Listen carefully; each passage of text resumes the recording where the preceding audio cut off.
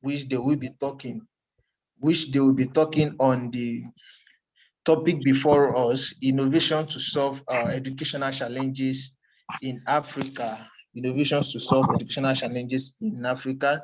I will briefly introduce our guests, our judges. We have Professor Tishilisi from South Africa. Then we have Mr. Mike Oladipo from Nigeria. He's the provost of Mogi Global Leadership School. Then we have Mr. Lucien Ngesi, who are the three members of the panel of judges that we have tonight. I want to specially celebrate the three of them. Thank you so much for having us tonight. Tonight we also have the keynote speaker. We also have this keynote speaker here with us, who will be doing justice to the topic before us later today. Thank you so much for coming around. So we have three panelists. Three finalists rather, who will be doing justice to the topic before us tonight. The three of them, two of them from Nigeria, Abimbola Ade Agbo from Nigeria, then Peace Emmanuel from Nigeria, then we have Fode Kanin from Guinea-Bissau. The three of them are the people that made it to the final stage, and they won't be the one to be doing justice to the topic before us tonight. But then before I continue, I would just like to invite the Executive Director of 3D Africa for his own speech before we move to the next stage in our agenda. Thank you so much. Peter, okay, I'm still on transit now, but I'm sorry. Good evening, everyone. I'm sorry you won't be able to see my face. I'm on transit and I'm quite moving fast. If I can get home fast quickly, I will stay on my video.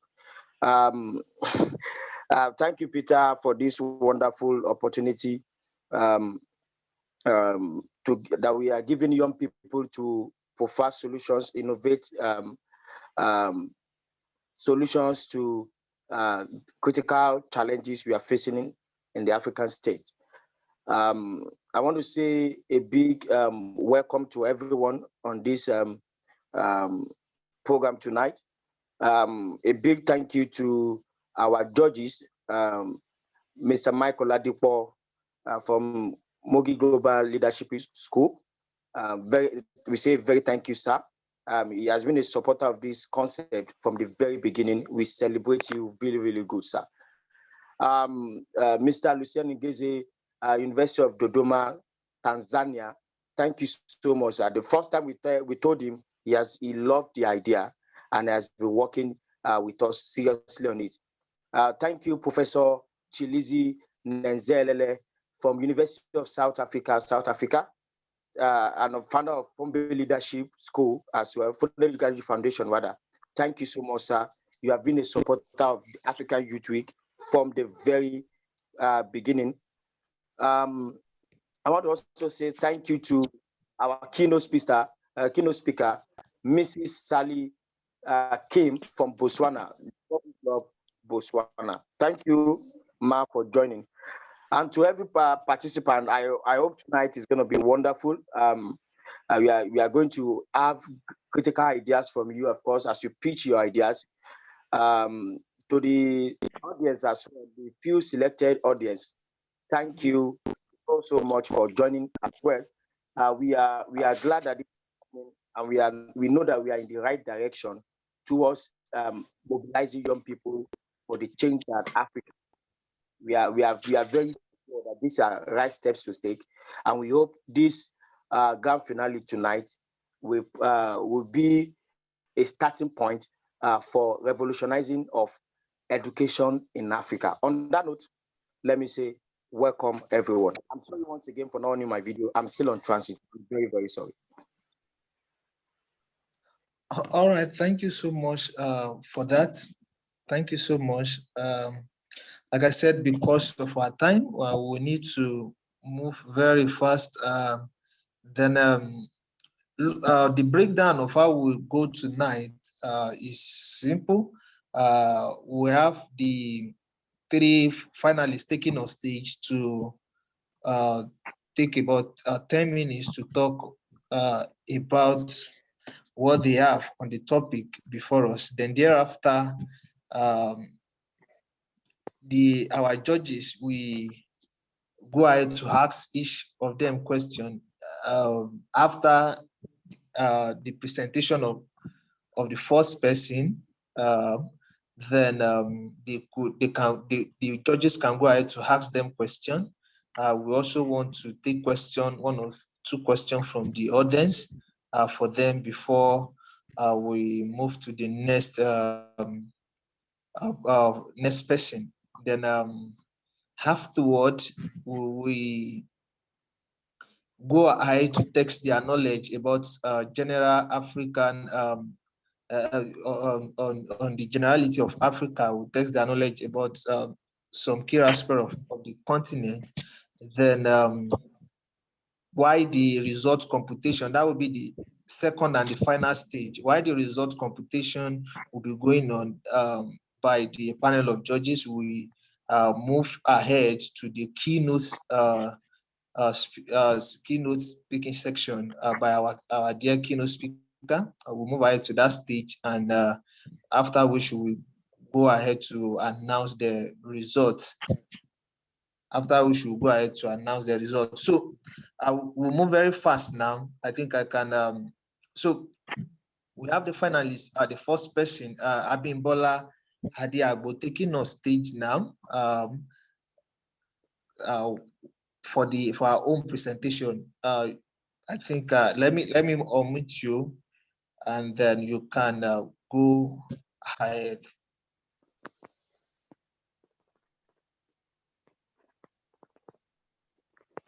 Okay, sir. Good evening, everybody. Good evening, the executive director. Good evening, the panelists. Good evening, keynote speaker. Good evening, my fellow contestants, and also our dear audience. Thank you for the privilege to be part of the finalists at this stage. And tonight I'll be talking about innovation to solve educational challenges in Africa. First, I want to define what education is. Education is the process of facilitating learning or the acquisition of knowledge, skills, values, morals, beliefs, and habits, so as to implement them to become results which will show as regards development in whatever areas. And innovation is the practical implementation of ideas that result into the introduction of new things to be formed into existence. Now, talking about the educational challenges in Africa, as we all know that Africa is the world's second largest and second most populous continent in the world, with an estimated value of about 364 million Africans between the age of 15 and 35, which portrays that Africa has the world's youngest population, and this shows that there is a wide gap, a wide opportunity for those youths to become African leaders. And this thing will not be in place except the foundation of education is being established first of all. And this foundation of education is first of all. So today I will talk about the route concerning the education and the part of the government. Of course, when people go into power or they find out themselves in a place of authority or position, if they are not prepared for such posts, they will not be able to carry out what they are supposed to carry out effectively. And this will lead to them making wrong priorities, just doing things anyhow. And this has affected the educational sector a long way because most of them, even when you look at some countries in Africa, when you try to look at their first priorities, education is not part of it, which is one of the problems affecting it. Because I believe that if the government can allocate funds, they can make education the educational area of each country a priority, it will go a long way. So there should be eradication of every form of corruption as regards the government level that can hinder the educational system to be moved forward.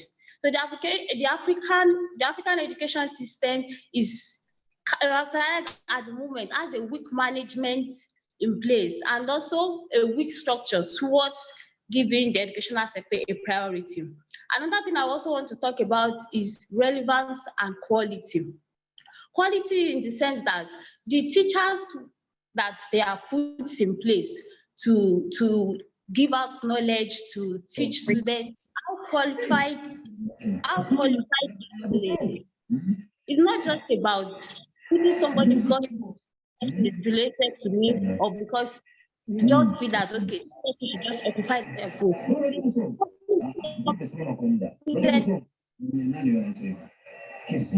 No, because we cannot give what we want to educate people. Are they competent enough? Do they need to train themselves first before being put into such position? Especially the teachers. Some of them even find it difficult to develop themselves. Some of them, the same old idea they've always had is what they are still living in. So they need to brush up on their ideas, make more research, bring about more innovations, and then that will encourage the students that they are teaching. Also, relevance. I also want to put this as regards in connection with quality that I've just mentioned. Some people go to school because they just feel that, okay, I just want to go to school and pass the exam. Because the way that some of those schools have been structured are just like, just read, cram these things, go to the exam hall, pour them down and move on. And after school, some of them don't even see a connection or a link between their certificates and what they want to do and what they want to do outside them. So there should be a sense of relevance that, okay, what we are teaching you is not just within the four corners of the school. It's not just you just coming to school writing exams. It's about you absorbing those things and making it relevant after school.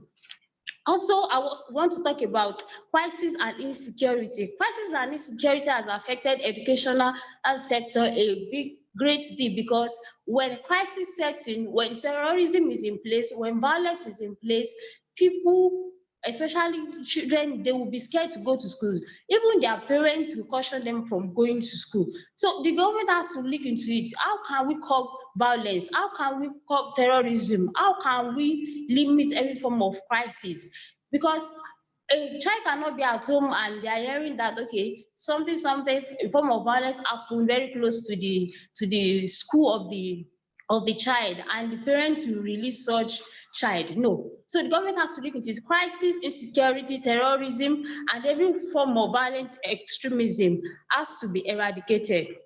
Also, use of technology. I believe in the use of technology to solve educational challenges because you can always learn at your own pace. Even if you are not clear with something, you can always log on to, thank God for Google, thank God for technology. There is hardly anything that one is looking for that one will not see on Google. And that is the power of technology. It goes a long way to enlighten people, especially maybe some areas in which they don't have enough teachers, enough people to teach them. They can make use of technology in that aspect. Also, I will also want to talk about infrastructures, especially in the rural areas where they don't have easy access to where maybe schools are, maybe because of the distance, because of the road, or because of even poverty. The government can come about infrastructures. Even we youth ourselves can come about that. It's not until somebody has 1 million or 1 billion before one can make a change or before one can make an impact. As youth ourselves, we can make little impact through going out there, looking for those places where we see that they are not yet enlightened about what education is. Contribute to that. It might be through our knowledge, it might be through our resources to make sure that the educational sector is well prioritized. So also I want to talk about enlightening them because we need to demystify the myth that it is only males that are supposed to go to school. We still have some parts, some region in Africa in which they believe that the girl child is not supposed to go to school, that the girl child is supposed to just be at home, cook, fetch water, adapt. So we need to enlighten the public, the masses, about the need for education. And this will go a long way in improving the educational sector. Also, I want to talk about employment. Most people, they will feel that, okay, what's the essence of going to school? If by the time I go to school and I cannot secure a good job out there, what is the essence? So there needs to be a form of job creation for youth out there, that by the time they come out of school, they are able to pursue that thing which they have learned, and not just wait. And even for the youth should not wait till such opportunities are available, because I believe that as a youth out there, aside the certificate you carry, or aside the process of learning which you are passing through, you have skills, you have talent. What are the youth doing with those form of talent? They can use that to educate themselves and then use it to impact the younger ones. So I believe that if these things are put in place towards making sure that the educational sector is made a priority, it will go a long way. The African education should prioritize education as one of the most important things that need to be in place. There should be transparency, increased transparency, especially in the government sector. Transparency where they mobilize resources, in where they divert funds, it should be there. Then there's need for potential delivery of educational services regarding strategic planning as what they want to do, not just stating them or quoting them, just as a topic. Innovation in that one, not just about stating the ideas, but practical ways to bring the ideas into existence. And I believe that if the educational sector of each country is established, it will go a long way to make each country a better place. It will go a long way to change the perspective of how people reason, of how they do things, of how, and that will also have a ripple effect on people that become leaders, because by the time they start, by the time they occupy that position, they know that they are not just occupying those positions accidentally. They know that they are there because they are competent and because they have something to carry out. So I believe that if these challenges can be worked on, it will go a long way to make Africa a better place. And I believe we can do it, which is the power of unity. Come together as one, see where to tackle issues, and I know that Africa will become a better place. Thank you.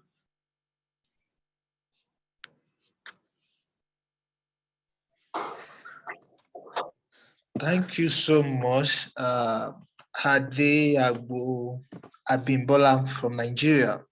Thank you so much for your presentation. Thank you so much. I believe the participant, the people, the selected participants tonight have been able to see from the angle you are talking from. Thank you so much. Before we move forward, I will like my dear panel of judges to put forward our question to her now, so that she can do justice to that. I'll be starting from Prof. Sir.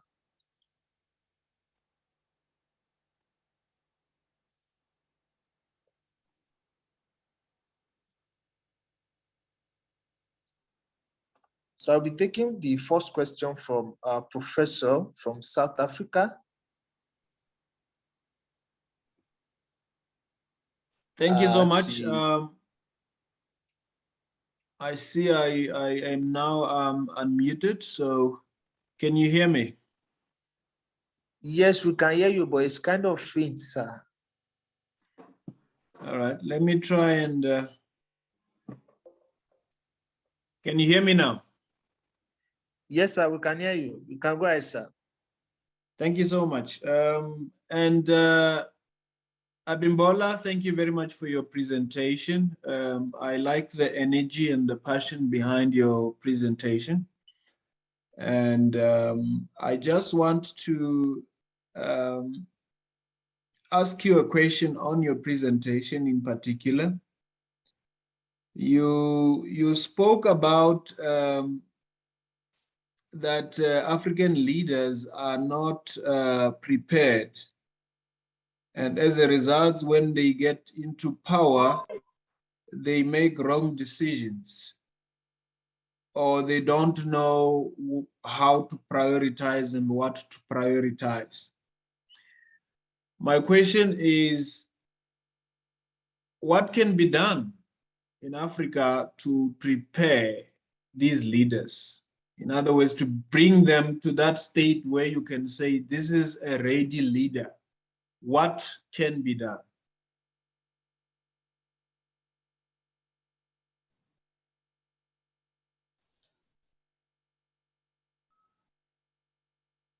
So can I answer now? Yes, you can go ahead. Okay, sir. Thank you very much, sir, for your question. Everybody out there is a potential leader at any form of level where we find ourselves. It might be even in the community, there's a role we can play. So I believe that everybody should start from their own level. It might be from the family. We should know how things are being done. How does leadership works?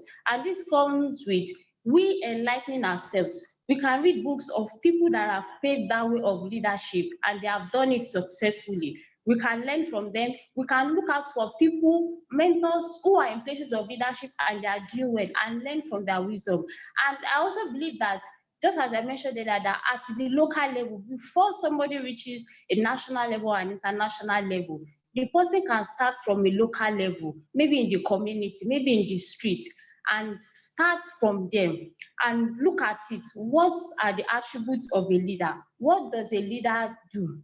How can we go about it? And I believe that when we start with that, before they get to that position, because they've been able to work at a local level, they've been able to know, they've educated themselves, they've enlightened themselves on how it works. They know that I'm going there not to compromise, I'm going there not to corrupt that position. I'm going there based on integrity, based on what I see the need for it is. So I believe that each person should educate themselves and try to take up positions at local level that will enable them to see where there are lapses, so that before they get to that national level, they can correct it. And we should also educate ourselves too on what it entails of a leader and how to be able to take firm right decisions, even in the midst of people that they are not even ready to support it, how to stand for truth and to know the aim of that particular system. If somebody is in a country, the person should be enlightened on the problems that are affecting that country.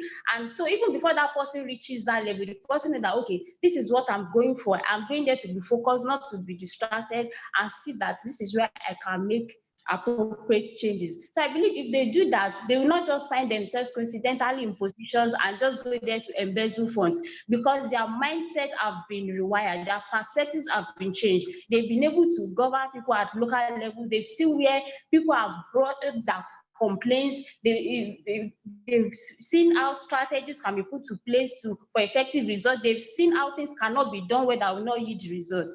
But us be able to start at that local level and build and improve themselves, I believe it will go a long way by the time they get to such positions. Thank you, sir. Thank you very much. All right, thank you so much, Bimbola Diagbo. I will move to my second person, second judge now, so that we could be very fast. Please make your answer to the question very snappy. I will move to Mr. Mike Oladipo now. Thank you, sir. Okay. Good evening to everybody. For now, I don't have question. I would like to listen to other contestants first, so that can give us a broader view, because indirectly, this is a competition. So we might be providing clues for contestants to broaden their points. If we begin to ask questions and begin to, I don't know if you understand what I'm saying. So for now, I'm just observing and listening. I would like to listen to other contestants first, so that from there I can draw a conclusion. Thank you very much. All right, sir. Thank you so much. Thank you so much. I don't know if Mr. Lucian Ngesi would like to ask his question now, or wait till we are done, sir. Hello, can you hear me? Sir? Can you hear me now? Yes, we can hear you. All right, so I think I can ask a question now itself. Yes, you can go ahead, sir. Okay, so thank you, Abimbora, for your presentation. And you have really been able to touch a lot of parts, a lot of issues that need to be addressed in order to be able to have education that we can be able to make to change Africa. So in one of the points you were mentioning, you spoke about teachers being able to use technology to improve their teaching practices. So probably before going there, I wanted you to shed some light on what do you think teachers need to do before they start embarking on technology, because in place, but teachers are reluctant to be able to use technology. And in some places, technology has not been able to reach their areas. But in order to have effective technology integration, I think there must be some preparations the teachers need to make so that they really be able to make sense of the technology and change their own ways of teaching and learning. Could you be able to share some light on what preparations need to be done before? Thank you.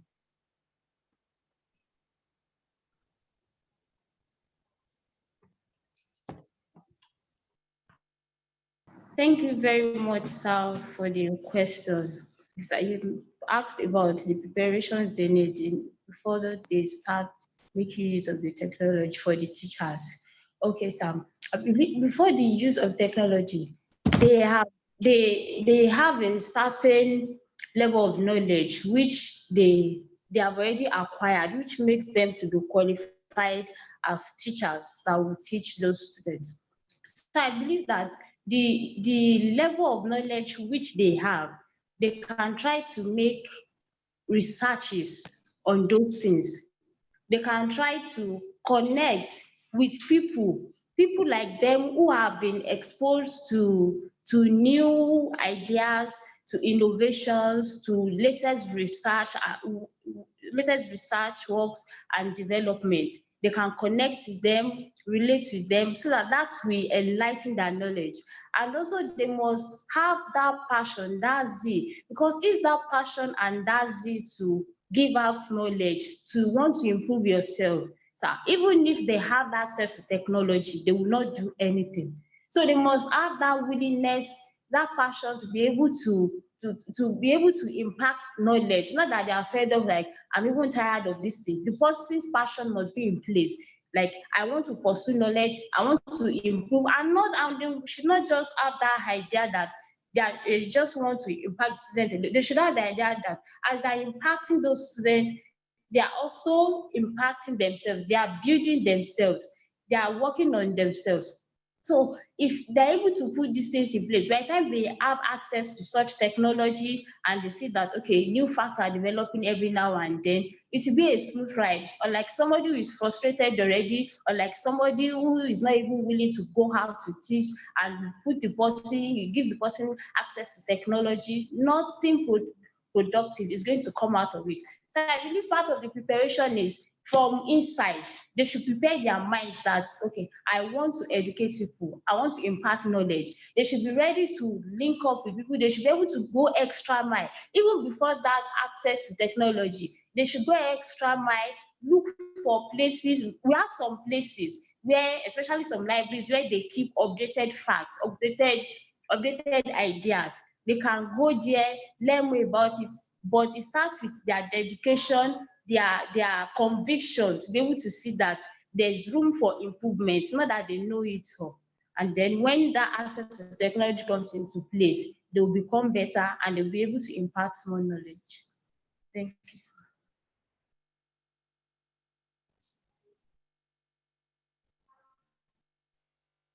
All right, thank you so much. Thank you so much, our judges and the first presenter. Thank you so much. Um, um, I would like to I'm trying to find the two other contestants as they said. I just got a message from them of some technical challenges on their end to get to Zoom. We are hoping they might still make it, but then I think it would be better we move very fast to the keynote. We move very fast to the keynote section before we, and if we could not get them, then we move ahead to the next thing we have in our plan. Thank you so much. So I will be bringing our keynote speaker on now. We leave the work to the executive director of the organization to bring the keynote speaker up for better citation. Thank you so much.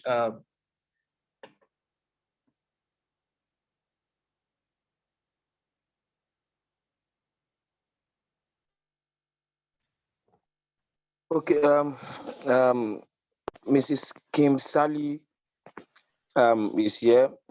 She's the founder of Discovery Club Africa, an educational technology outfit that focuses on STEM education and STEM, everything STEM, teaching kids STEM, and of course, tech innovations in Africa. She's from Botswana, and as I've said, the founder of Discovery Club Africa.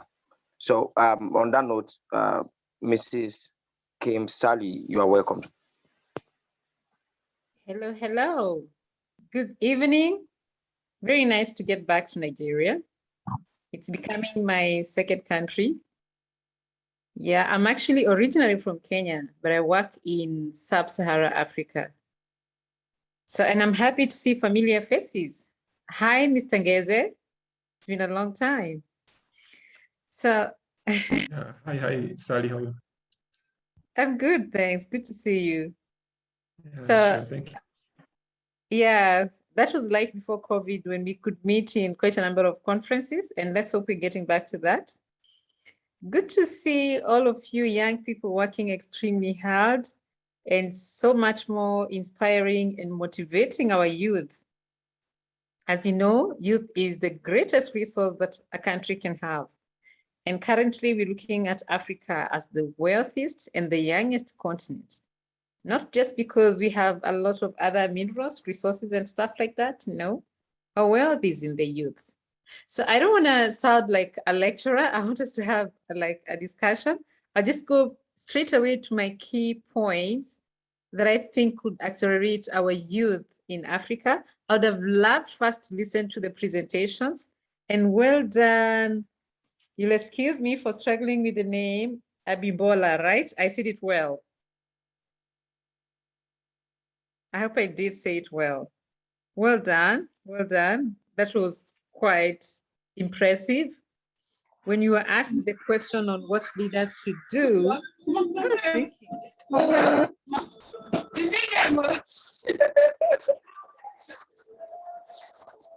Somebody is busy somewhere.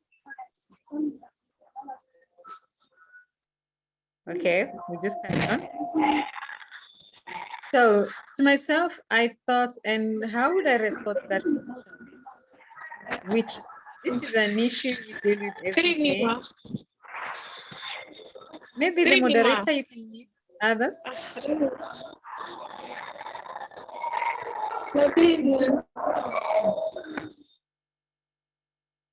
Thank you. Thank you. Please, mute up, please. Mute up, please. So that was quite an interesting question where I went like, yeah, from Cape to Cairo, we struggle with our leaders in Africa. So how do we fix them? And this is my take on how we progress, looking at all the issues we struggle with in Africa. I always like inspiring youth and telling them, we are the ones we've been waiting for. There's no manna that's going to come from heaven. There's no miracle cure. We've got to tap into our problems and look at them as opportunities.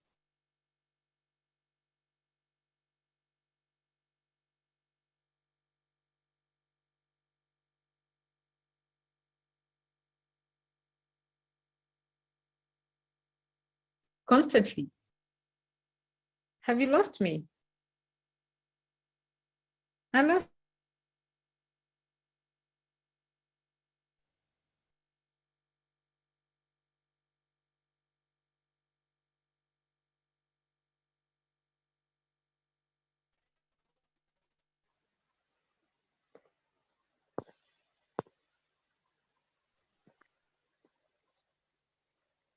Was it my internet? Yes, yes. You are on, ma. You are on now. Could it be yours? My apologies. Welcome to Africa. This is one of the issues we need to fix. Because I'm sure we all have a story to tell, our struggles with internet. In my case, it got so bad because I do a lot of speaking engagement. So I started recording a video, which is not the same. You want to interact with people. You want to hear their voices. But after so many frustrations where you're in a conference and you can't present the last minute because internet has decided to go haywire. Anyway, the story of Africa. Now, looking at the issues and tapping into what we call our greatest resource, which is youth, and much more you talking about a topic that is very close to my heart. I've spent most of my adult life working in the space of education. And much as I would call myself a social entrepreneur, I've tapped into so much social impact, where it gets to a point where you start questioning, is it just about doing the job and getting a paycheck? Or should we take a step, look into, am I making a difference? Am I adding value to humanity? Besides the check, have I lifted someone's life? Is somebody gonna live a better life tomorrow because I inspired them to do something in a better way? It's a question that we all need to ask ourselves as we do what we do.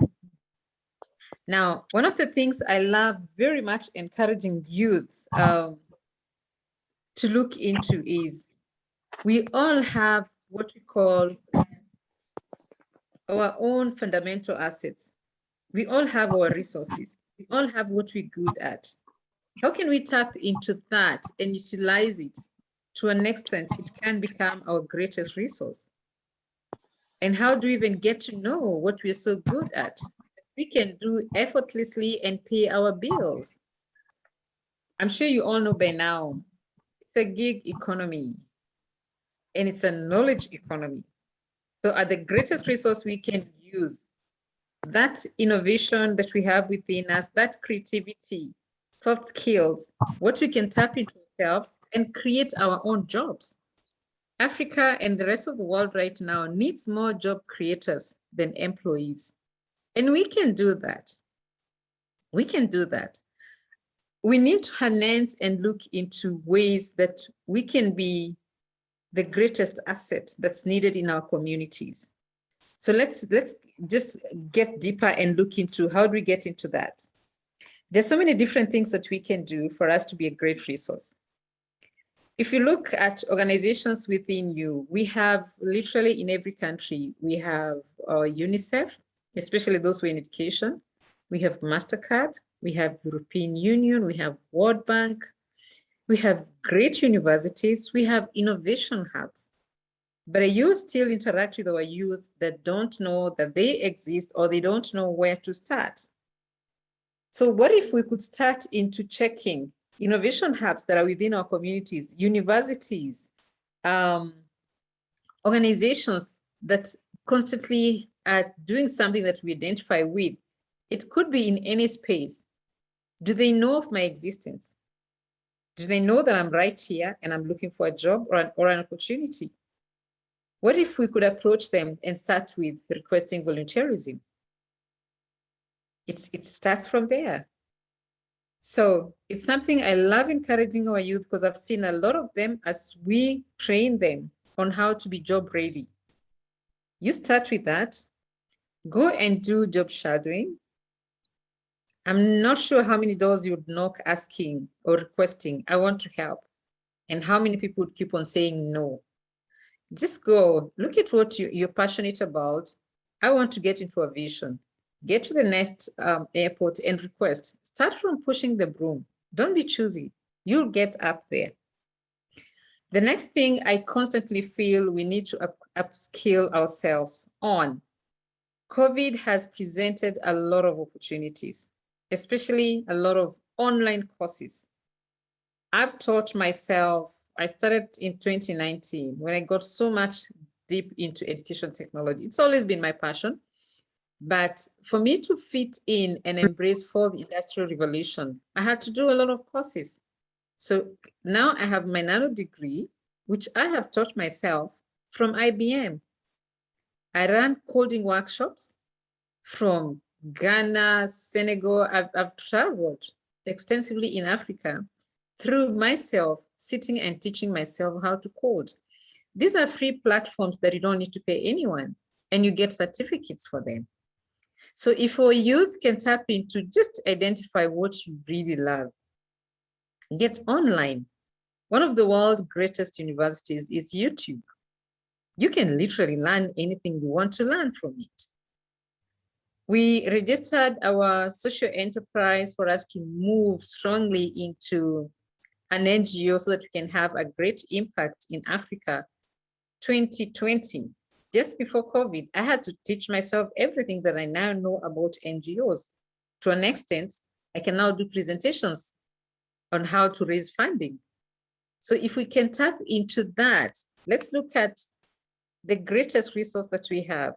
We are smart, we're courageous, we know how to present ourselves. We can package ourselves so well and try to learn. I'm looking at my time, I don't have so much time. Collaboration, very, very important. Are you networking with others? Are you able to form a circle, a little group, a small group, whether it's within universities where you are or within your colleagues, and use them as one of the greatest resources you have? Mentorship, we all need mentors. Even presidents have their mentors. Everyone needs a mentor. Do you have a mentor? Do you have someone you sit and brainstorm on the ideas you have with? Do you have someone you look up to? These are people that you can get, be it online or within your community. Within your community is much better because they understand the realities that you face every day. So just look for, currently we have a lot of NGOs that are forming mentorship groups, like what you guys are doing. It's brilliant, it's impressive. This is part of mentorship that you're doing to youth. They learn presentation skills. They so much get deep into their soft skills, which is currently one of the greatest skills that employers are looking for.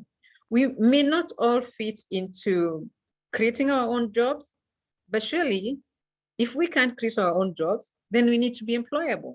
So are we job ready? Do we know how to go for interviews? Do we know how to tap into our soft skills that every time we go for an interview, we are very well prepared and the employer feels this person is a great asset?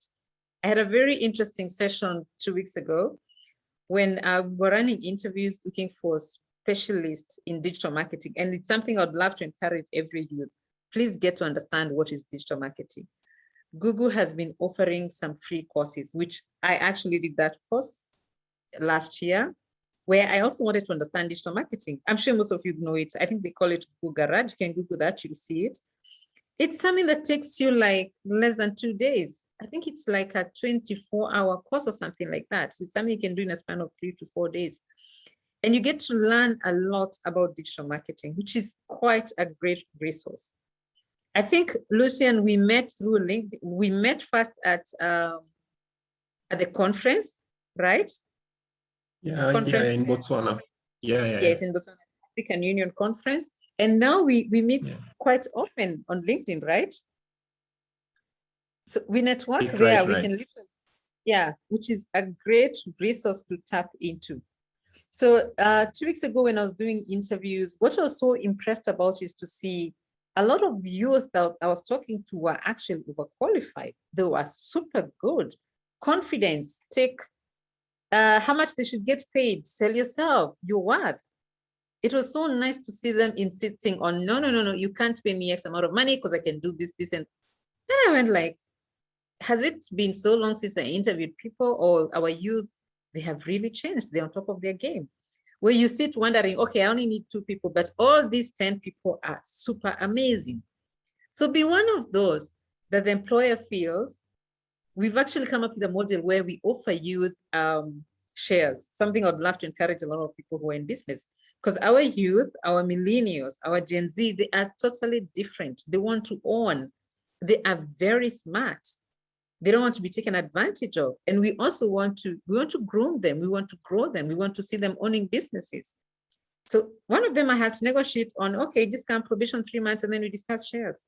Because you get to feel this person is a great asset. This person will grow my business. So let's grow together. What was my last point? Soft skills, get mentors, get job ready. Please go for internship programs. There are so many, literally every country. If they don't have your seat on the table, bring your own seat, come with your own chair. Insist on being in that meeting. Claim it, it's yours. Knock, knock, knock on those ministries of youth, on all those departments that are literally in every country. And you will see they need you.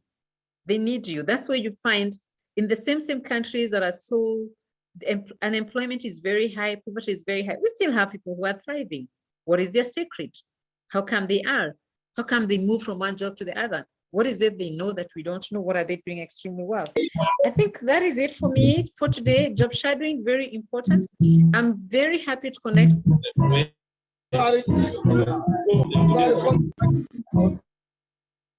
I network with a lot of people there, and I literally get like 99% of my opportunities on it. Thank you so much for giving me this opportunity, and very nice meeting you all. Thank you so much for the wonderful presentation, man. I sincerely want to appreciate you, and I'm very sure that each and every one of us on the meeting tonight are also appreciating you for this wonderful presentation tonight. Thank you so much. All right, so we will be moving very fast to the second presenter tonight. One of the finalists, Fodekani Sangari from Guinea-Bissau. So you have the next 10 minutes to talk about the topic before us. Fode, you can go ahead now. Okay, good evening, everybody. Thank you very much for the speech. And sorry for delaying your time. And I'm Fodekani Sangari from Guinea, Conakry. It's Guinea, not Guinea, Bissau. Thank you very much. I would like to talk about our topics, which is about innovation in education system. And I know that I want to talk in general in Africa. We know to innovate in the education system, and you have to think about innovation through collaboration and be ready to listen, because innovation takes time. And you know, and you have to be ready to take the journey with the community you are going to serve. Okay. And about innovation, you have the first one is what I listed three ways which can help us to innovate. The first one is what we have to find a balancing way to introduce technology in education. You know, when the introduction of the technology in the classroom can offer a great opportunity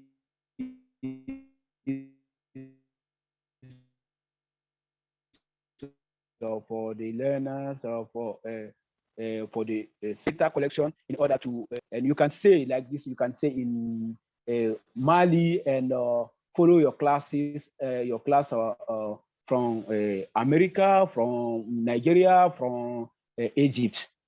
And when we introduce the technology in the education system, that can help us very much. And the second one is what it's to get local support. You know, the local support innovation must be introduced as a part of local efforts to gain adequate adoption and support. And we know in our countries, when governments help us, help the school, and help also the students to follow their classes by taking the part of the help part of our studies, like paying our studies when we are going to the university. That can help us also to learn very well. And we have also to shake up and finding the models, the shake up of finding a model. You know, most of our experts agree that the domestic resources mobilization should be the main source of funding our national system. And in my country, Guinea Conakry, the government are not helping the university or the student to learning once you are in the university, and your parents need to pay everything for you, and the government are not present in our study, and we are suffering in the way how to finance our study. And I know that when government help us and give like taking one part of our study, I hope that everything will be good for us.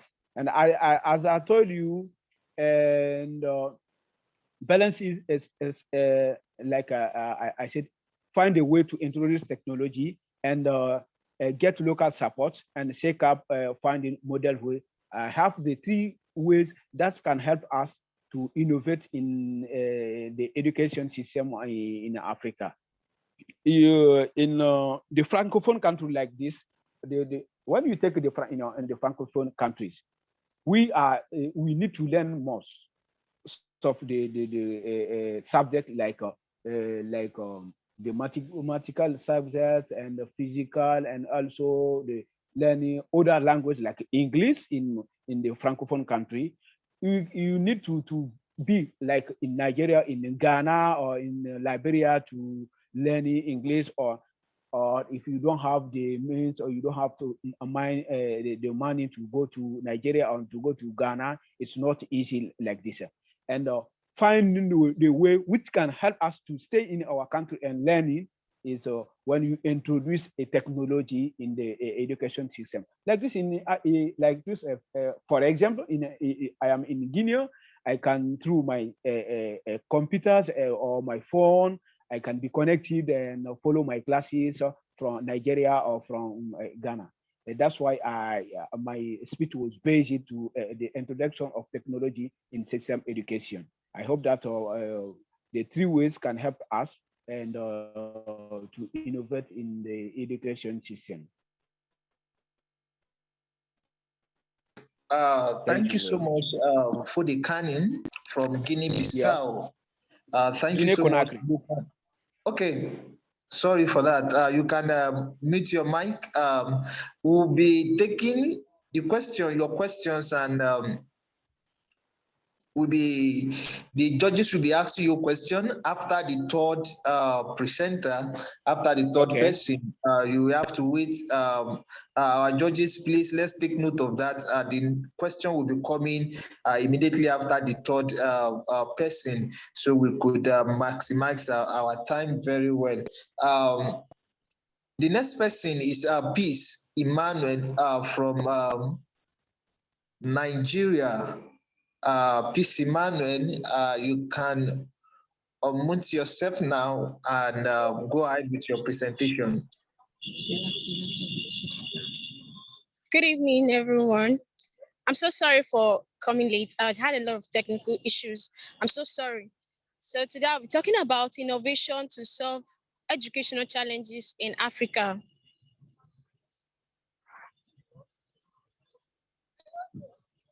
I'm so sorry for coming late.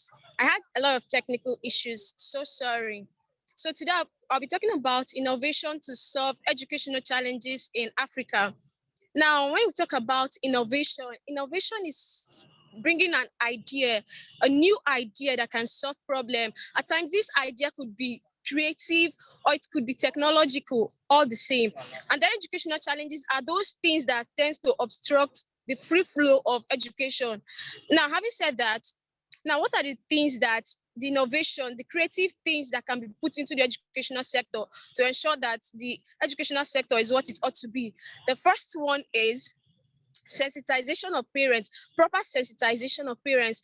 Many parents believe that education is just a waste of time because the school fees, the tuition fees, they are way too expensive. So they rather prefer their children to either hawk in the market or go to farms rather than being in the school. So if the government can actually give our parents proper sensitization, then education will be what it ought to be. Now, the next one I would say is provision of instructional materials. A lot of our schools, both the higher institution and the secondary schools, they don't have instructional materials in the school. So learning is very difficult. But a lot of teachers in this side of our country, Nigeria, they believe that every student should learn at the same pace. That's a teacher standing at a blackboard and then saying one thing or the other, and every student should learn at the same pace. No, teachers should really understand that different students understand in different ways. So some students understand better when they go out for excursions. Some understand better using diagrams or projectors. So teachers in higher institutions in schools should understand that every student don't learn at the same pace, and then the government should make provision for instructional materials for our schools. Now, the next one I'm going to talk about is reduction of school fees. School fees is way too expensive. Over here in Nigeria, I don't know about other countries, school fees are way too expensive. And that has made a lot of people to think that school in quotes is a scam, or education is a scam. So many people don't want to go to school because they can't afford the money. They can't afford the fees. But if the government can help help monitor these schools to ensure that the school fees is brought relatively low, then everyone will have access to education, irrespective of their tribe or of their background or wherever they're coming from. And the next one I will say is incentives should be given to teachers, because there's no way a teacher will give in his or her best, a lecturer, when he or she is not properly paid. Maybe he's supposed to receive his salary this year or this at this particular time, and then the money has not been given to him. That teacher will not be excited to give in his or her best. So teachers should be given incentives, such as encouragement, promotions, and all of that. It will help them to give in their very best. Another one I would say is provision of lunch, especially in this part of our country, Nigeria, especially the northern part of Nigeria. You see that parents over there in the north, they move from place to place. They're always grazing, looking for where to graze their cattle. And children from this kind of backgrounds and family find it very difficult to study. They find it very difficult to study but if the government can make provisions for them to go with their school in their hand, that's approving the phones, then every child will have access to education. The child can easily move with his or her phone to the bush wherever the parents is going to graze their cattle. The child is going there with his or her education. Education will be everywhere. So the government should approve we using our phones as a source of education. So having said, this is all I have to say for now. Thank you very much, sir. Thank you very much, ma'am.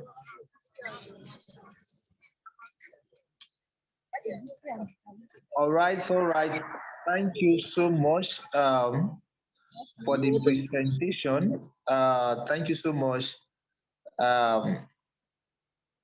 for the presentation. I want to appreciate our three finalists, and we'll move ahead to the question section from our judges. The first presenter has been asked question by both Professor and Mr. Lucian. So I will be bringing Mr. Michael Adipo up now, as he will be proceeding on his question for the first presenter. Thank you so much, sir. All right, thank you very much. Once again, good evening to everybody. And it's such a joy to be here listening to amazing leaders sharing thoughts on how we can move our continent and our world to a better place. I want to salute and congratulate all the finalists. It's no longer about a competition. I want you to know that you are part of the potent instrument for the transformation of our continent, and you are already leading very fruitful conversations that will drive change in the nearest future. I believe you are optimist, and we are taking responsibility for the future that we want to see. That's why we are having this kind of discussion. I want to appreciate the leadership of 3D Africa Youth Organization, all the team members, and of course, all our fantastic guests, because I'm not seeing myself as a guest, I'm seeing myself as part of the organization. So I really want to appreciate the session by the keynote speaker, Madam Sally from Botswana. I mean, that was very powerful. I got some key points, and she has said it all, talking about what we need as young people to self-development, collaboration, mentorship, and of course, for us to be job ready so that we can contribute meaningfully to the workplace. And of course, to also have in our midst Mr. Lucien Ngeze from Tanzania. Thank you very much for choosing to serve the coming generation, because by the virtue of what I'm seeing, what I've researched, you have attained some level of success. And if you decide not to impact downward, I believe nobody will hold you responsible. But choosing to be part of this session is so encouraging, so elevating, and it's so inspiring. So I want to say thank you so much for all your effort. And of course, Professor Silitsi, please forgive me for the pronunciation. Thank you from South Africa. Thank you for choosing to inspire the next generation of leaders. I'm so passionate about leadership development because I believe it's very crucial if we must lead sustainable change. So for the contestants, I enjoyed all the session. Abimbola, good session right there. I saw one thing I saw in three of you is the passion. You know, listening to you, I can see the passion, and I'm very sure, you know, I have no doubt that you're going very straight to the top of your career if you continue in this path. So based on clarity, the approach you chose, and the concept of your conversation as well, I think I'm satisfied. Talking about the problems, Abimbola was able to highlight a lot of problems, talking about low funding, you know, corruption in our sectors, weak structure, weak management, and talking about relevance and quality in terms of training materials, talking about inclusiveness, so that both genders and everybody can be included in the educational transformation, talking about employment as well. If people are not gainfully employed into the educational system, we will begin to lose competent people. We're just going to be having all manner of people function in that department. Then she mentioned technology as well. I mean, quite a number of things she listed, and I really enjoyed session. And of course, the second, a brother from Guinea, if I'm very correct, I enjoyed listening to you, and thank you so much for putting out your best. You spoke about local support, spoke about technology. I mean, you are correct. All of this put together will help us, you know, move from where we are to where we want to get to. And of course, the last contestant piece, Emmanuel, if I'm correct, yeah. So she spoke about parent sensitization. I mean, that was a very fantastic point, because I believe education begins from the home. The parents are the first educator who provide a foundation. You know, they will have developed the child to a certain level before they hand over to the school. So that's a very good point. And of course, talking about instructional materials. All right, so if you put all of these points together, we have areas that we can look at. So for me, I do not want to start asking you questions individually, because I feel that we are having a conversation for our future right here. So what I want to ask you is, because we're talking about innovation now, most time when we talk about innovation, it comes from the angle of technology, because it is more, we see innovation, in the area, in the sector, technology sector more. So we're thinking of a new phone, a new software. Yeah, we're correct. But innovation is just finding a new way to solve existing problems, maybe through the existing solution or creating new ones. So we have to look at all angles if we are going to talk about innovation. But then, as leaders, which I believe we are, I'm talking about the contestants now. The question I want to ask each of you, you need to explain in 1 minute. It's like you're making a pitch to me right now. You've been able to identify solutions. You've been able to make suggestions. I want to throw this question back to you, and I'll give each of you maybe 30 seconds or 1 minute to respond. That will put me in a position to know that, yes, we are actually innovating, because we are not waiting for people. All right. So I want each of you to tell me, what exactly are you doing? All right. Now, I'm not talking about the problems you have identified. At this point, yeah, you may not be the government, you may not be the Minister of Education or the Commissioner of Education in your province or city, but at your level, I haven't identified all of these problems. What are you doing presently? So I would take that as a response, as an innovative response that you already, leading in your community. All right. So if you're giving us an idea of solutions we can provide to solve problems, you have to be able to tell us as well that, okay, good, this is the part I'm already playing. This is what I'm already doing. Because let's look at it from business. Right, you're asking me to come and invest. You need to show me that, okay, I've done this, I'm making sales and generating revenue. So right now, the question I have for the three of you is, what exactly are you doing as of now? So I will take that as an innovative response to the problem that you've identified. So you can, who is going first? Maybe Abimbola should go first. You have 30 seconds. Just give me a clear point of what you're already doing right now, that I can hold on to that. This is what Abimbola is already doing. Innovatively, is taking a step towards educational transformation in our country. Over to you.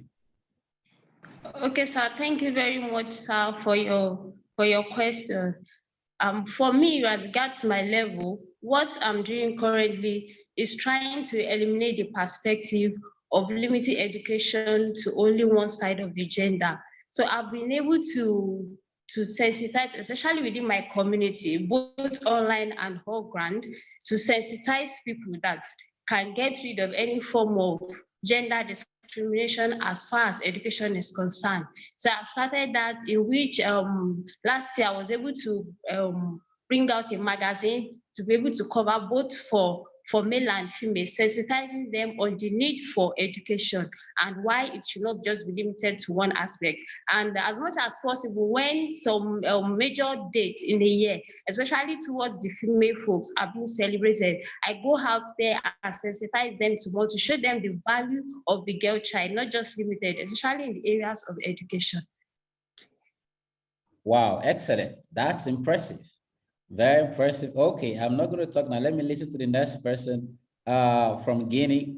Over to you, my brother. Tell us what you're doing as of now, the steps you. Thank you very much, Mike. And as far as I'm concerned, what I can say about it, firstly, I am an entrepreneur. I have my school. I have a school in my country. And in that school, we have been helping many students and many teachers how to teach in the system, in the education system. And also, we have been going to the university and sensitize our brothers about the education. And even if in my community, every year we are going to sensitize our parents how to help our brothers to go through their education. Through my school also, we have been training most of the students, many students in computer sciences like Microsoft Office, Windows, Word, Excel, through my centers of education and my school classes. And that I hope that And through my school, I can do many things to change the education system in my country, even if in Africa. And I can also even send you the link of the website of my school, and you will see some activities, what I have been doing in about education, to innovate in the system education in my country. Oh, great, great, great, great. Good job. Right. So, like I said, I'm very impressed. Well done for all the great work that you're doing. So I love the fact that we are people who are already taking steps. We're not just people who are identifying problems. So well done to you. And of course, we wish you all the best. Just like the keynote speaker said, she spoke about collaboration and mentorship. Those are now the areas. I believe the prof, Mr. Lucian, and of course the keynote speaker, these are people that can help move what you're doing to the next phase. So I believe we're going to be getting some mentorship, and then collaboration is now to see how you could leverage friendship networks and see how you can fine tune your own school.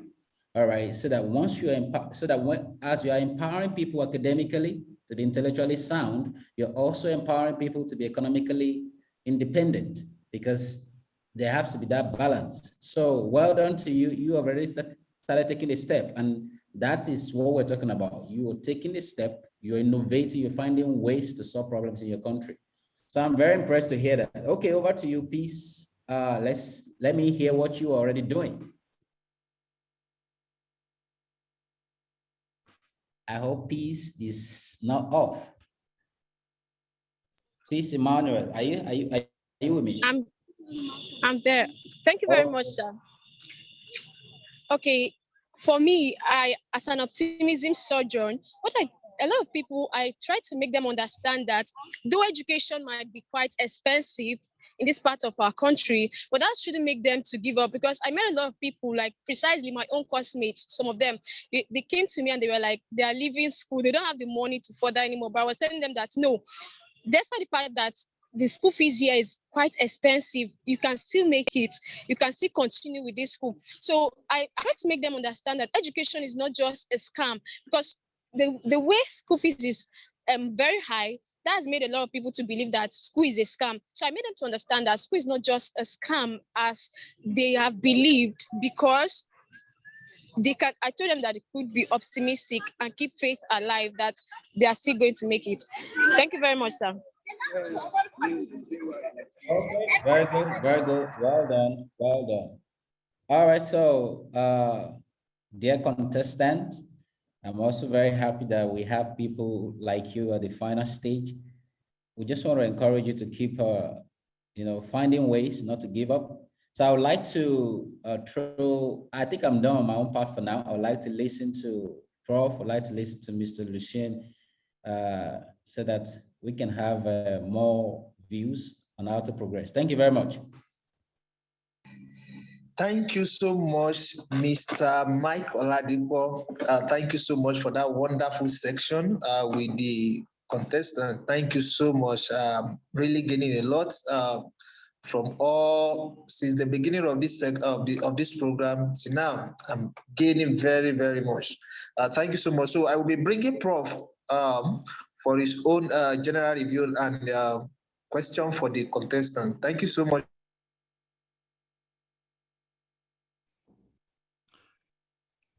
Thank you very much, Mr. Program Director, and to my fellow guest, Mike, on the facilitation of a very key question about the current innovative initiatives that our candidates are already busy with. And the director of 3D Africa Youth, Mr. Odusanya, is assisting us to ensure that we have got 1 million youth by 2022 who are leaders, and these are recognizable and impactful leaders in Africa. And I think collaboration is very key, and as countries are coming together and speaking about changing Africa and transforming Africa through education, we will definitely come up with solutions to the problems that are facing Africa, particularly in education. And Mr. Forde, you spoke about local support as one of the key issue in making sure that innovation in education become a success. In your view, what kind of support? I didn't hear that coming so strongly. What kind of support do you envisage to make sure that we are able to innovate? Thank you. That's Thank the you question. very much. I was saying that another way is to get local support. Innovation, like I said, must be introduced as a part of a local effort to get adequate adoption and support. And the local support, so I said it could be the part of our parents and the parents, and also the government, that the two can help us to about the innovation in the school, because when our parents try to follow and to do what they can do in the education of the students, I hope that we can go forward. And when also the government try to like support our brothers, maybe at the end of at the end of the years, I can say they can give us the prize, which can help us to follow our the classes, like taking the middle part of our study, like I wanted to say, take the middle part of our study, and which can help also our parents to please to help our parents to go forward in our study.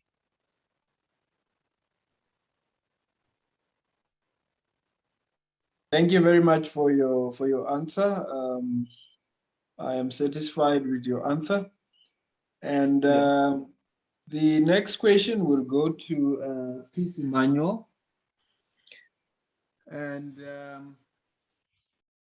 you spoke about your initiative of sensitizing parents in order for them to change their mindset about education.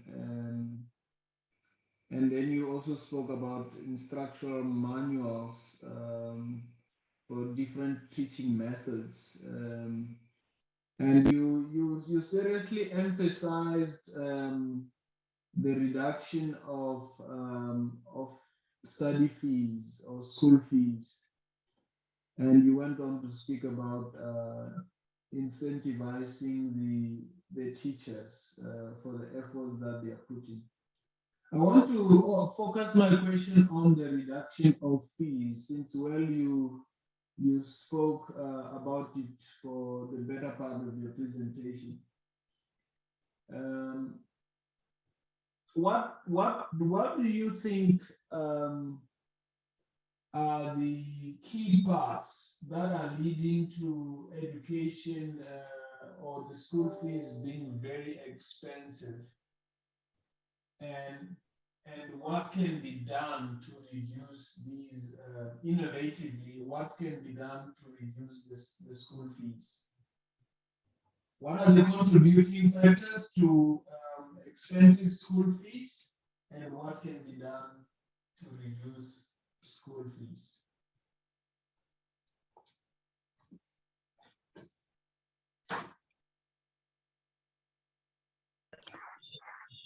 Okay, sir. Actually, I didn't get to your first question, but the next one, which is what could be done to reduce school fees? If parents, like I said earlier, if parents are given proper sensitization, they need to really understand that it's not about just them spending their money. It's about their future, what the child being educated, what the implication it has on them as parents and on the society at large.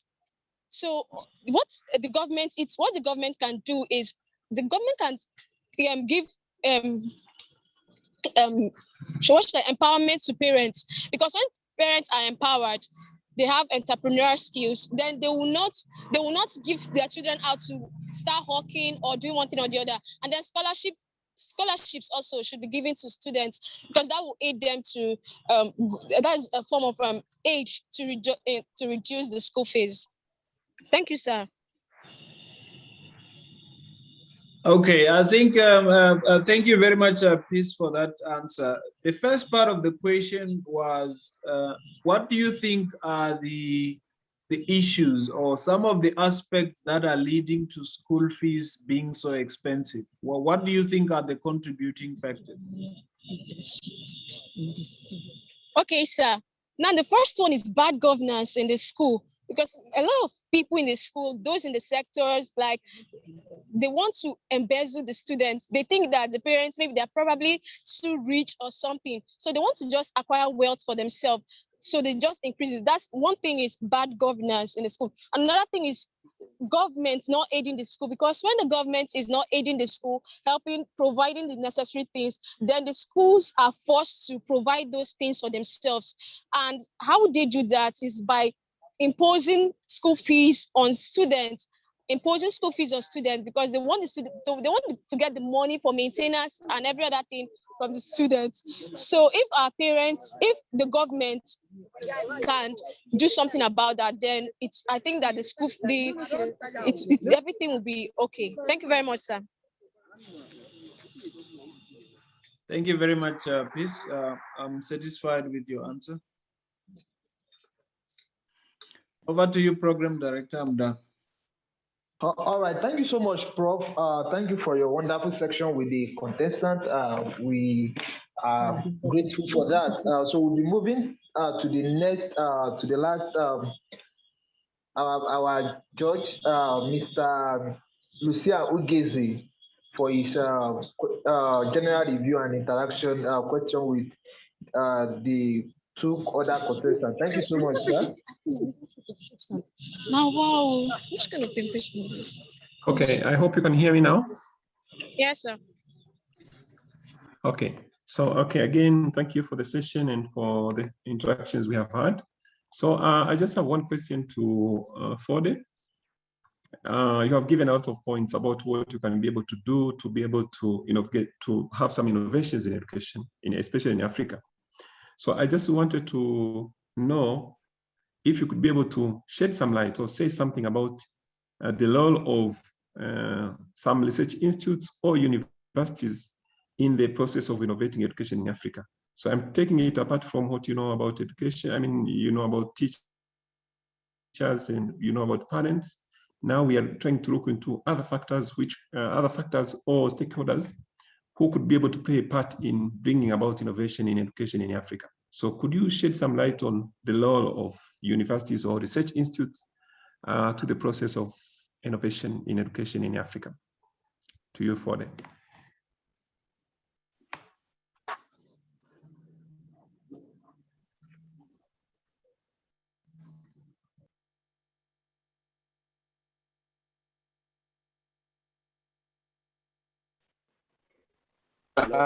Please can you repeat again?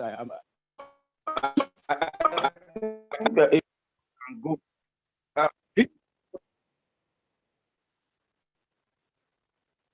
Hello.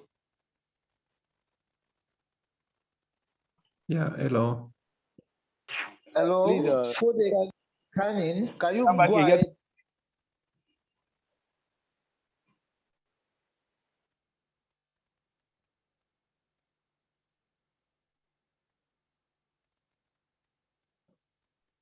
Hello. Hello, Fode, do you get the question well? Can you go ahead to answer the question now? Yes, I was saying that I didn't get him well but because of the internet. Please, can you repeat it again?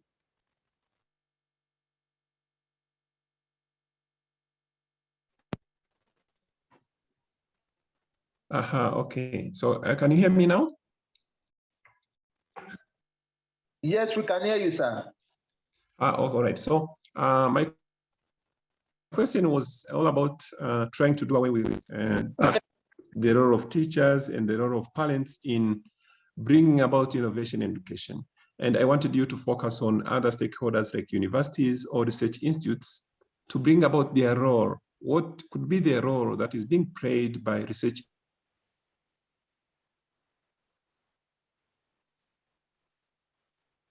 institutes or universities? Just something you might be knowing, just share with us. Thank you.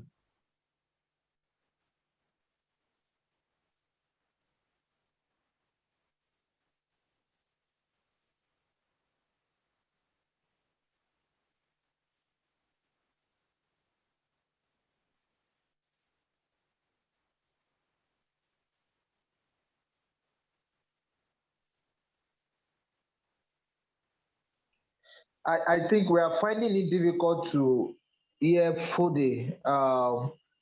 Perhaps we can have the last contestant to probably answer the question, or Mr. Lucia Nugete ask a specific question.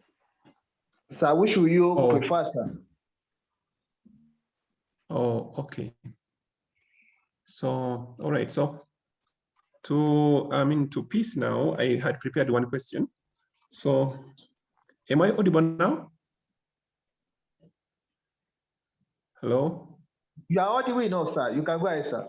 Yeah. So to Peace, Peace has been able to bring about some points about how to improve education. You spoke about proper sensitization of parents. You spoke about providing instructional resources to students. You spoke about school fees and incentives to teachers and lunch for children. Now, my question is basing more on children. Suppose we have given them all the requirements. For example, you have them getting lunch, maybe lunch. You're also having them free education. You are having the teachers having incentives. And then you have students who are in the class doing well and learning well. Now, what do you think students as students, what could be the role of students to be able to bring about the changes or to learn about the changes that would bring about some innovation of the children? How can we motivate children to be able to learn more about how we can be able to innovate, to bring about the changes in the education system that we want in Africa?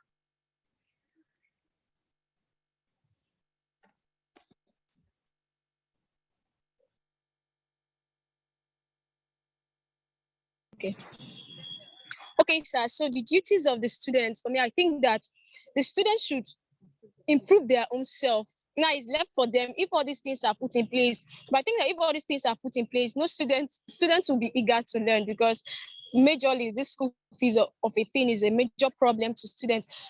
But inside of students, if all these things are brought down and properly handled, students will just be eager. There's this eagerness when you see that everything is there for you. Just there will be this eagerness to learn and excitement that I'm going further in life. I'm moving forward. So there will be this eagerness. But on the other hand, too, if the students are kind of relaxed because of all these decisions are all made, disciplinary actions could be also taken on them or taken by the school authorities and others. That will also aid them to study well and improve well.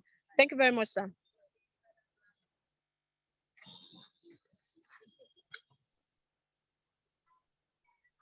Okay, thank you so much for the response, please. Thank you so much, Mr. Lucian Ugete. Thank you so much for your wonderful contribution. And then we are running out of time and we need to make progress. While our judges are making compiling the results of the for this challenge.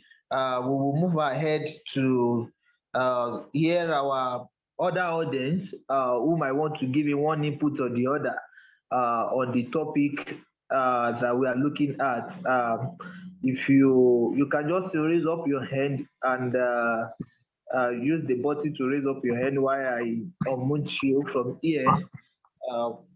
While we are waiting for the result of our from our judges, please can you do that? If you are from the audience and you would like to contribute, please kindly raise up your hands and let me see. Let's have you on board.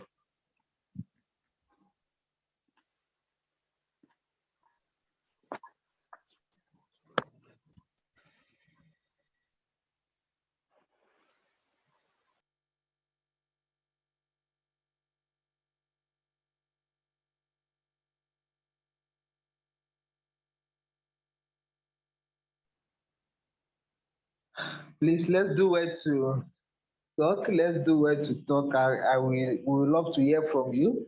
We know that each and every one of us that we find ourselves here, that we are invited to this section, we surely know that you are very wonderful and important person. You are very intelligent, have a lot to contribute to what we are discussing tonight. Like Mr. Michael Adipo said, it's more or less like a conversation. We are looking at it from various angles towards providing solutions to these problems in our continent because it's very important that we all look at this as young people. We know we have the energy, we have the resources, majority of the resources that we could use individually, and efforts are expected of us to at least put in our various efforts to ensure that we get the best out of this continent. Nobody is coming from anywhere to help us transfer, to help us kickstart the transformation that we need in this continent. We are the agents of change, and we are expected to put in our possible best. I was in a section some few days ago, and there is something that we were looking at in that section, which is that we don't have to wait till we are big or we have all the resources to turn around the situation in the positive way. But then the little one we can contribute, if each and every one of us could put in our little effort, definitely we will go a long way. Definitely we will go a long way. There is this answer that say little drops of water make an ocean. The little effort from each and every one of us, if you do yours, I do mine, and you know, your friend, each and every one of us, we are just doing the possible best we could. You know, we can go a very long way and we will get better results doing that. And of course, collaboration. There are many ones, many times there are many times we might not be able to do them alone, and we need to collaborate with one of few other people so that they could join hands together and we make a positive impact in our community, right from our community and in the broader space. So I want to employ us as we are here. We'll be listening to a lot of contribution. We've listened to the contestants, we've listened from our judges, we've listened to the keynote speaker, and we've learned a whole lot tonight. But then the bottom, the major aspect is still the implementation, because we need to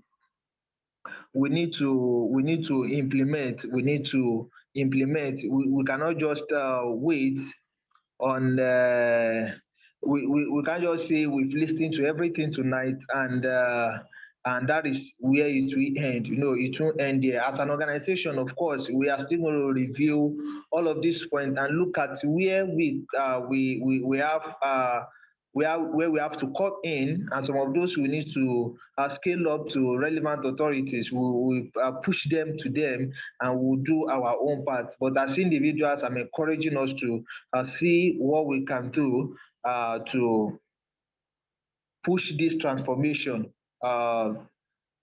Thank you so much. If you still want to talk, please, I have just a few minutes for you while waiting for the results from our judges, so that we can close the meeting as soon as possible.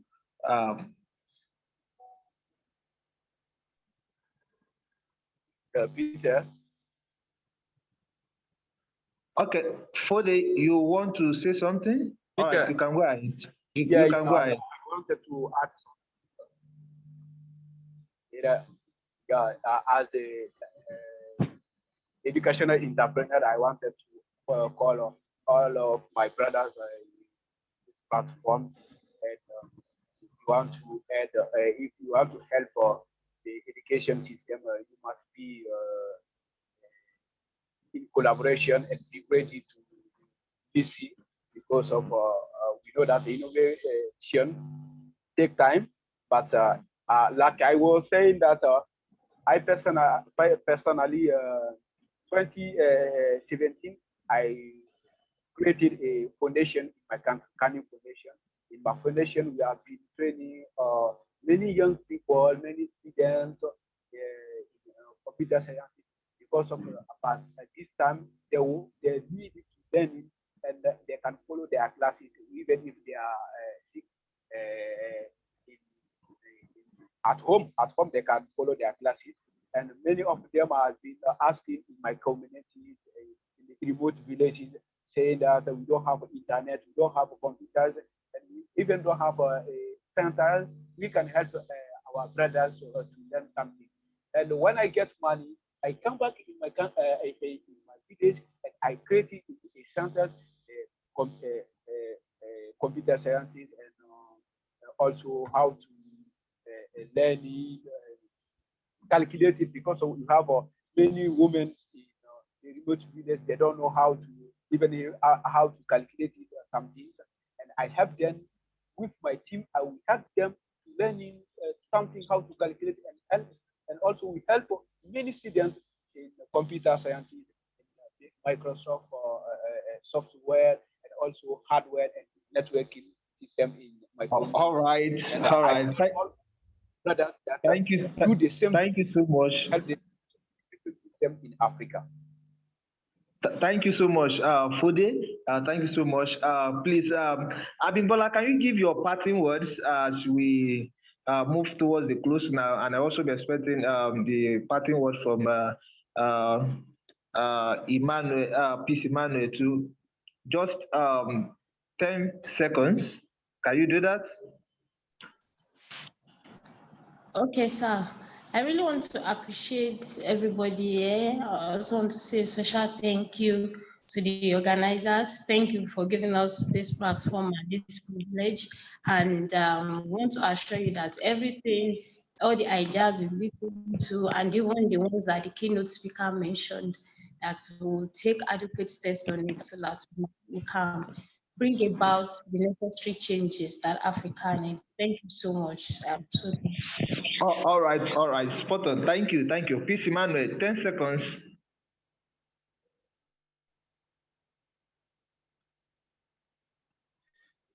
Peace, are you here? All right, if you cannot get Peace, I would like to hear the parting words from our wonderful judges, Mr. Lucia Ugesi. I don't know if you have any parting words before we close the meeting.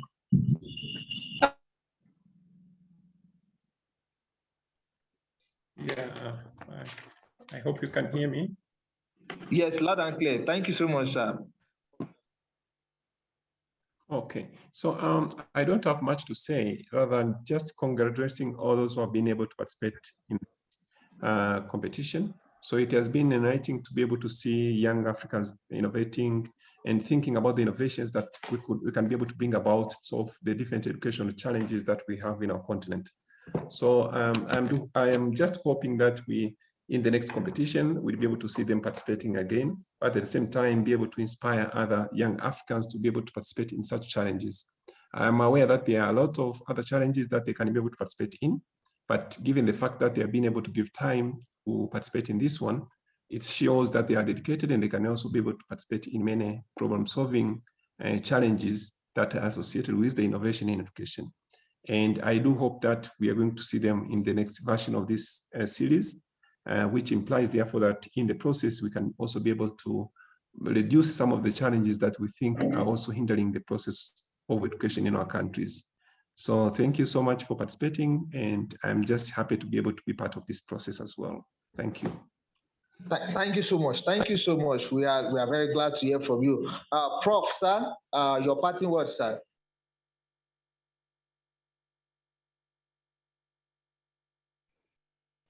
Thank you very much for the opportunity to speak my last words.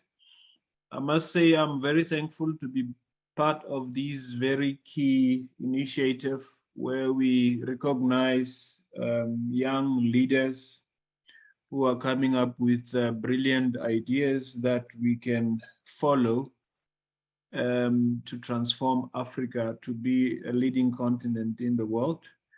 Since by nature, God has blessed us with so many resources that other continents are harvesting and taking. And so it is high time that as Africans, we must now harvest our own raw materials and process them. And in terms of our contestants, I think I have learned a lot from the three of you. You have approached the topic from different angles, and you came to the party in terms of how you have responded to the topic and addressed our questions when we posed them to you. I'm quite confident that Africa has a great future in your hands and others that will join in this journey that we are embarking on changing Africa. Thank you so much to my fellow panelists, Mike and Lucien. It is a great pleasure to work together with you, and I'm looking forward to many collaborations that we can collaborate. I am available on social media, on Facebook. You can just type in my name there. You will be able to pick me up. Let us connect and see what we can do for Africa. Thank you so much. Thank you so much, Prof. I will be taking the parting word from Mr. Mike Oladipo. Thank you so much, sir. All right. It's the beginning of another level because we're not ending here. So to the contestants, I want to say well done to you. I believe you've had time to research, to organize yourself, and to make sure you give your best. You have done well tonight, and we celebrate you. You're the reason why we're here, and you are part of the hope of our continent and our world. And so we celebrate you. On behalf of all the judges, I want to say congratulations again. Of course, it's not about the competition. So whether you are placed first, second, third, that's not the benchmark. You have much more for this generation, and you are the forefront of taking the lead and leading the change. So we want to continue the conversation that will birth transformation in our own generation must not stop. And we need young people who are courageous, who are informed, who will lead these conversations. So just like the way our amiable keynote speaker said, self-development is key, collaboration is powerful, mentorship is needed, job ready. Okay, so while listening to the solutions, most of the three of you are providing already, I wanted to engage in a bigger way. One of the things technology has done is to help us to use those tools to amplify solution. Imagine we're talking now from different countries. That's the power of technology. So we need to take advantage of that. All right. So to Abimba, for the amazing work you're doing with your magazine, hey, put up a website, take it bigger, go to radio stations, book sessions, let them know you have something to say to young people. All right. Look for opportunity to bring out the message that you have. All right. Build up a team and then make it official. Set it up like an initiative. Don't do it alone. Build a team around it. Make it bigger. That is the beginning. That is the innovation that we're looking for. All right. And of course, to our brother from Guinea, you already running a school. So you have a platform already. And as a leader, just like the way the keynote speaker says, self-development, keep developing yourself, keep learning a better way to serve the people, to do something that is different. All right. So we do not want this conversation to stop. We want you to keep leading this conversation. We want you to keep doing what you're already doing in a bigger way. So that in the next 2, 3, or 5 years, when we are talking about the finalists of this competition, we can point others to you. You can become a point of reference for what you're already doing. You've highlighted a lot of problems: low funding, all right, corruption, weak structure, weak management, relevance and quality in the educational system, inclusiveness, employment, technology, parent sensitization. Instructional material. These are the problems. So don't forget them. Think of how you can find solution. Of course, there are other ones like curriculum. We need to design curriculum that are relevant to this age, not outdated curriculum that cannot provide or compete in today's market. Training of teachers, good paid. Teachers need to be well paid, all right? They're talking about malpractices. How can we use technology to reduce malpractices? So you are now the educational ambassadors that we are counting on. Look at all of these problems, and in your various communities and discussions, start looking for ways to provide solution. Of course, that is the reason why we have showed up to celebrate with you tonight. So as they announce the results, don't feel bad. 3 of you should meet and also meet with other contestants and see what you can do together. So on behalf of the 3D Africa, I also want to especially appreciate Prof. and Mr. I'm not sure if our keynote speaker is still here, Mr. Lucien Ngeze. Thank you so much, sir, for sacrificing to be here. You have served by showing up tonight. If you don't show up, the space will have been failed. So thank you so much. One of the major things we lack as young people in this generation is mentorship. All right, we lack mentorship and leadership. All right, and when we have mentors like you who can sacrifice, who can come down to the level of young people and share ideas, we are inspired. So thank you so much for showing up, for encouraging, for all the amazing work that you're doing. We are inspired. Of course, leadership is very key as well. We have to pay attention to that, because if we are talking about self-survival, all of us can pursue individual knowledge online and also and survive on our own. But we're talking about nation building now. So we cannot remove corporate leadership, because when I learn for myself, I can deliver myself. That's personal rescue. If you're going to do national rescue, nation building, sustainability, we still need to talk about leadership, because without the policy at the head, there's no way they can bring in new technology. There's no way they can release the fund that is meant for education. There's no way they can monitor inefficiencies in major educational sectors. Examination malpractices will continue. So these are a lot of areas we still have to have conversations ongoing. And as an individual, I'm also doing my own part in my own way. We're raising leaders. So I'm going to definitely connect with you, Mr. Lucien Ngeze. I'm going to connect with you, Prof, on how you can be part of what we're doing. Come inspire young people. I have an online leadership school now, and we've just celebrated 3 years, and we've trained close to 10,000 leaders in over 65 countries. Even some of the leaders speaking here, they are graduates of the school. So we want to learn from you, the experience and all that you have to share. Because when we have more mentors, we can be inspired, we can have the knowledge that we need to scale and rescue our own generation. So once again, I want to thank you. And of course, some other leaders that I'm looking at here. I'm looking at Bay Conte, from Chad.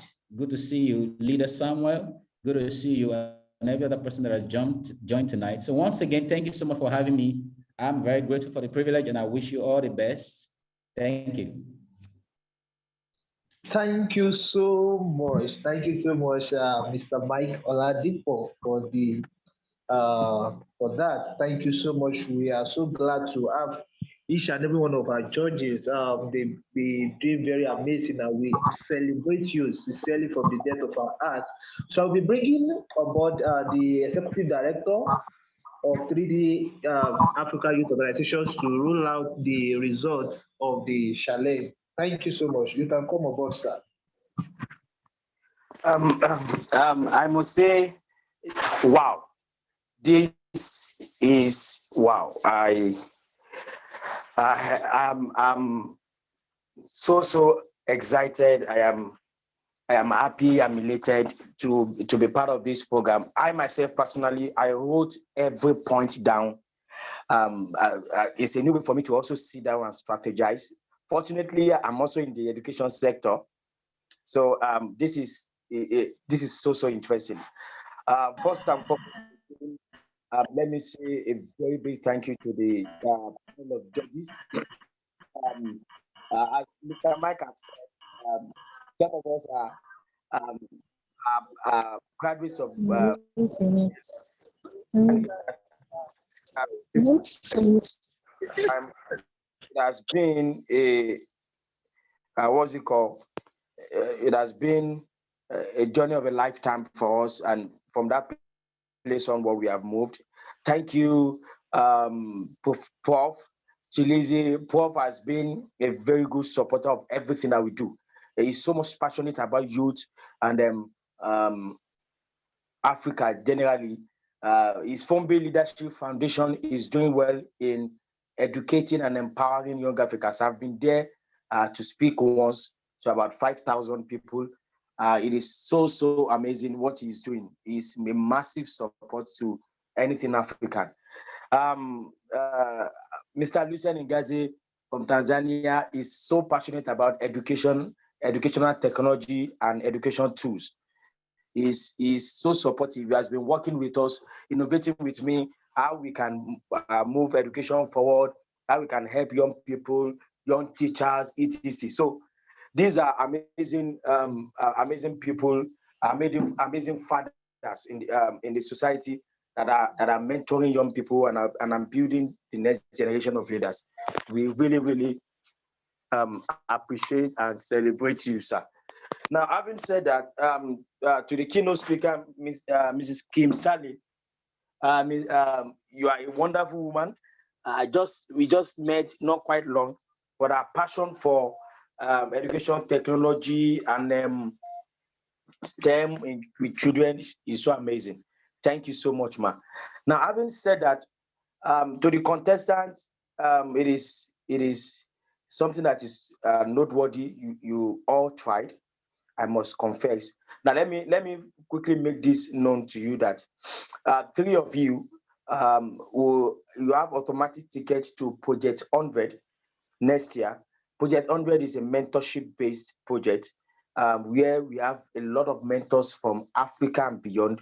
As of now, we have over 60 mentors already from about 40-something countries in Africa, top government functionaries, ministers and policymakers, etc. So that Project 100, we are having automatic ticket because we believe that since you have started something on this, you need serious mentorship. Of course, you also have tickets to our social development program at the 3D Africa Academy as well.